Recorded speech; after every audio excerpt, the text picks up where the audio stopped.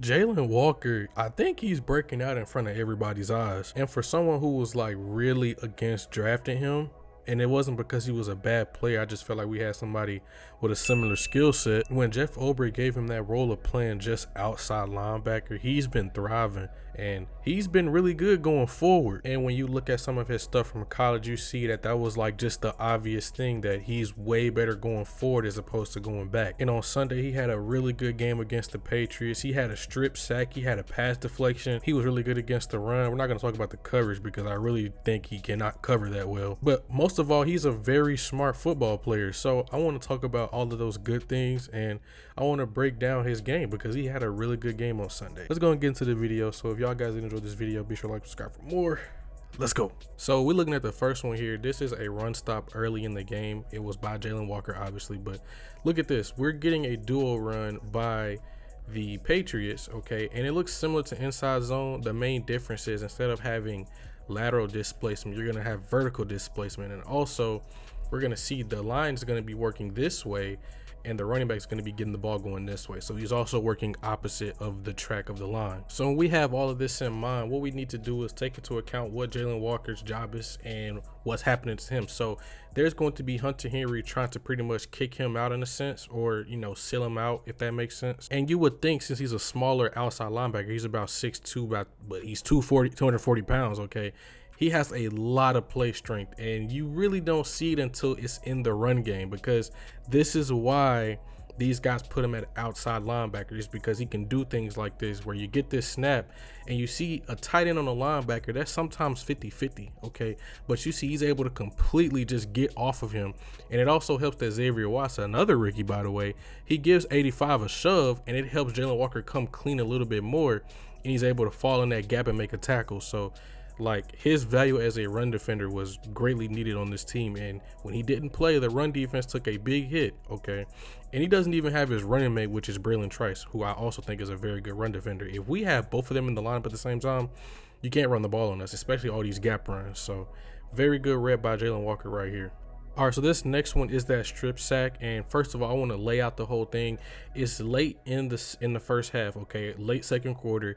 And also, I want y'all to take a notice of this formation where we have a tight end as well as a running back in the backfield. So knowing our tendencies to blitz, these guys, they put, you know, Hunter Henry in the backfield, and they also put another back or running back in the back because they're expecting a blitz, and both of these guys are going to be checking and releasing into their routes, okay? So this is good situational awareness by Josh McDaniels, by, you know, making sure we get enough blockers in, because we know we're expecting a blitz, but you know, it still doesn't work. So what we're getting here for the offense is they're going to be running, he's going to be running this crossing route, and then you're going to get double comebacks on, you know, by each outside receiver, okay? And then these guys, once again, they're going to be checking and then releasing into the flat, basically. And so defensively, what's going on here, first of all, the stunt that's going to be happening, Brendan Doyle is going to attack this B gap, which is going to open up Jalon Walker to, you know, come and loop around, okay? That's the main thing we just need to worry about. But as far as coverage, not really sure what this is. It may look like a 3D threat underneath, where it essentially, I don't know though. This is a very good thing to look at, because I'm not sure of the coverage really, but let's look at what's going on. So when this ball is snapped, Xavier Watson is going to rob this crossing route. Jesse basically going to stay over top of everything, and essentially both of these guys are locked on man to man because their guys went vertical. So I'm not sure, but also to note, D. Alford, he's going to play this crossing route from outside leverage, so he knows he has inside help. Like, if y'all know what coverage this is, please tell me, because I really don't know, okay? Also, K. Nelson is going to drop out right here, just to let y'all know, and he's going to add in. So there we go. Or is he going to add in? We got to see. I may be wrong. Let's just take that away, but I do know K. Nelson is going to drop out for sure. So let's look at how this goes out. We're going to look at the top first, but I want to show y'all how the rush and coverage go together, because look at this. You're going to see, okay, yeah, okay, my fault. I was wrong. What he's going to do, he's going to walk, creep, and then go take out Hunter Henry. Okay, cool. We got that battened down. So look, I want to show y'all the rush and coverage and how it goes together, because when Drake May gets to the top of his drop, y'all, let's look at this. He's at the top of his drop right here. You really can't tell who's open. Okay, he's playing over top of this, which means you probably have this comeback route.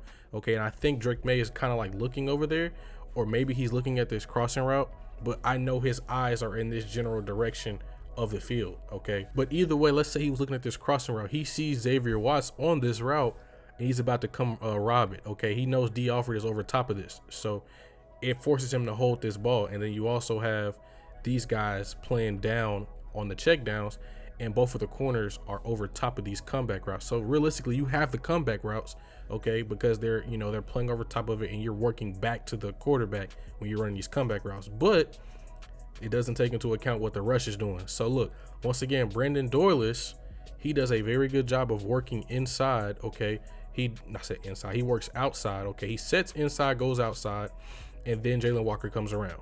Okay, and it was good by him to get this guy's attention because he did a cross chop, which kind of forced him to set outside more than he wanted to, which opened up that A gap. And as you can see, very good play by Jaylen, and good job for James Pierce for cleaning that up and putting us in a scoring position. So I love it. Okay, and now this one is also another good example of how that rush and coverage go together, because if I want to be real, Stephon Diggs got open on this in route, okay?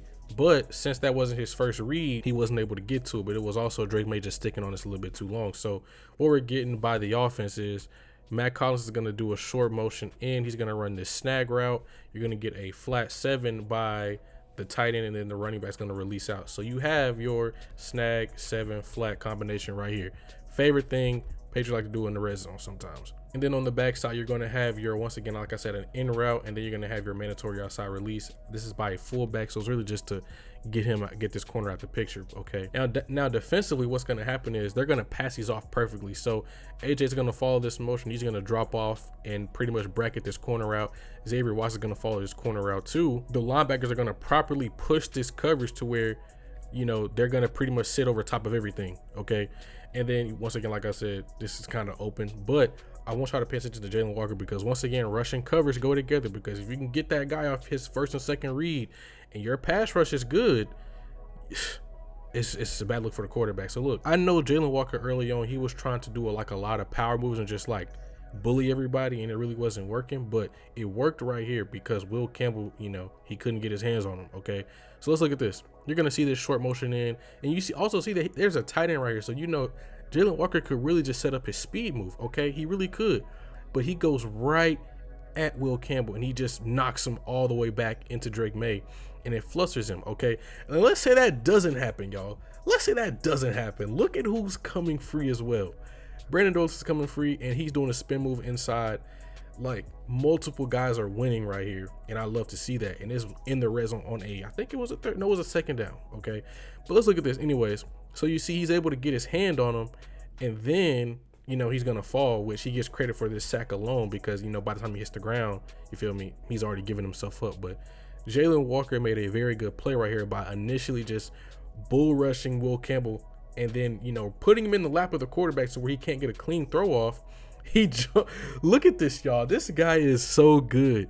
He gets his hand up and tries to get in the way of that throwing motion, which caused him to put the ball down, and then he falls, and that's a sack by him. Like, this guy he's breaking out before everybody, and a lot of people aren't noticing it. Okay, and now we're looking at Jalon Walker's ability to process information. So let's look at what he's looking at first. His eyes, or his vision cone, is over here at this receiver. Okay, and this is not the play that I want to really look at. I'm just setting it up for what's about to actually happen. Okay, so let's look at this. Initially, number 3 was in the backfield, but then he motioned out and he motioned back in, and Jalon Walker, he peeped that. He was looking at it. See, he's looking at it. Okay, and what they're gonna do is they're gonna be doing this fake swing screen. Okay, and then they're gonna be doing another screen over here. Okay, so that's pretty much what they're doing. They're gonna get these guys out. Okay, and the result of it is only about 1 yard, and it was a 3rd and 14, I think, 3rd and 14, something like that. You see, not a good gain on this play. But just take note of the formation that they were in, okay? Because now when we get to a gotta have it moment, this is just grade A recognition by Jalon Walker. So look at where he's looking, y'all. His job isn't even to look at the route concepts really, because he's over here rushing, but he notices this same stack right here. And you know what he does? He turns around, he talks to his DBs. Hey, y'all, screen alert, screen alert, screen alert, okay? Cool. And you see Xavier Watts walks down. Okay, and look, he's gonna motion, and it's the same motion. Okay, but they're not gonna do the same thing. What they're going to do, they're gonna do a play action fake this way with the receiver, and then he's gonna get a swing screen going this way, And Jalon Walker, since he already had that in his mind that, hey, they ran a screenplay out of this formation the last time, I'm not going to be too aggressive in my rush. And he doesn't do that, okay? And look at what he does. He just gets upfield and keeps his eyes. He doesn't even really go for a move. He's watching this, and he also sees that this running back is running behind Drake May. And so he falls off of this immediately and gets his hand on the ball. This is A+ play recognition. And like John Gruden says, RCE, recognize, communicate, and execute. And he did all of that, okay? He recognized the formation. He communicated to his guys right here. Communicated. And then he went and executed. He made a play. Jalon Walker, man, he's just so good. And once again, as somebody who was really just highly critical of him, not because of him as a player, but because of the way the fans talk about him, I'm starting to see the hype. And once again, I still stand on what I said initially. I did not want him, okay? I'm not gonna sit up here and backtrack like, oh, he was the right pick the entire time. I wanted James Pierce Jr., and we still ended up getting him. But to see Jalon Walker really just grow in front of us, like, once again, I was still very critical of him because of the way people talked about him, and that's Georgia fans, obviously. But to see it to start to manifest, and he's really making plays, like, all the time, damn near, like, come on, man. And then he's a smart football player too. I really like smart football players because, you know, they stick around way longer than a guy who's just living off straight talent. But if Jalon Walker keeps this upward trajectory on how he's playing, he could definitely play himself into a defensive rookie of the year conversation. That's all for me. If y'all did enjoy this video, be sure to like, subscribe for more. More coming at y'all soon. Goodbye.